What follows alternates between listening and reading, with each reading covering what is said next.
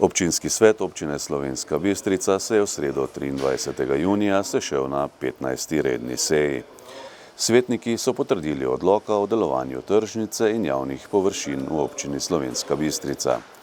Po skrajšanem postopku so sprejeli tudi odlok o spremembi in dopolnitvi odloka o ustanovitvi Sveta za preventivo in vzgojo v cestnem prometu občine Slovenska Bistrica.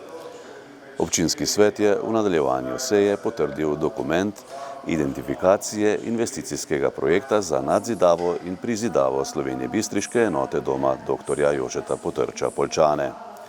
Svetniki so se seznanili tudi s poročiloma o delovanju Razvojno-informacijskega centra Slovenska Bistrica in Javnega zavoda za informiranje Slovenska Bistrica.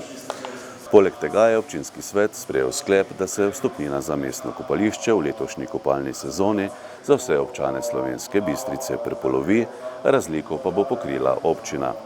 Svetniki so obravnavali tudi nekaj premoženjskih zadev ter se seznanili s poročiloma o delovanju območnega združenja Rdečega križa Slovenska Bistrica in o delu častnega razsodišča občine Slovenska Bistrica za leto 2020.